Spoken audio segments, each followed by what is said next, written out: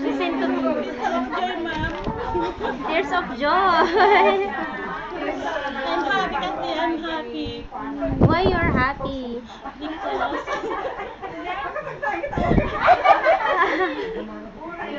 ma'am, naragsakak na nakadanon ni ma'am. Isi ka tinukuan ma'am, tatya ka mo nga English. She was Makatulong happy. kanya ti aski ma'am.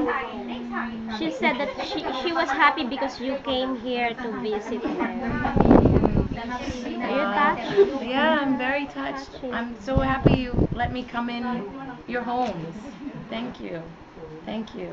And you're such a beautiful group of women. Together, strong, all of you. Thank you. Thank you. At dati dua nga anak ko. Agisis ko magana. She has two children studying. Studying. Okay. High school and college, ma'am. High school and college. Okay. High school and college. Boys? Girls? Girls, ma'am. Two girls. Okay. Makasangit ako lang namin mga ado nga rigat ko makabay pa na ulit at aski makatulong kanya ti ado.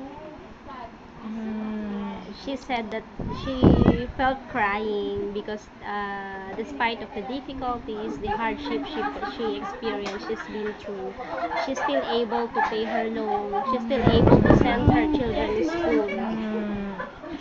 And it's today she sees you, she was so happy that you visited her.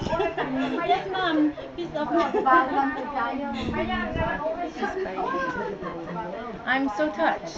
Yes, You have right here in my heart. Thank you. I'm maragkakanta mo. Kakaasik lang amin nga bat agraraem, agwagwag, agakas ang amin nga trabaho sa talon, ma'am. Amaw mo ba amin nga She's doing everything, the male jobs also she's doing, since she's already a widow, just to provide her family with their needs, especially her two children studying.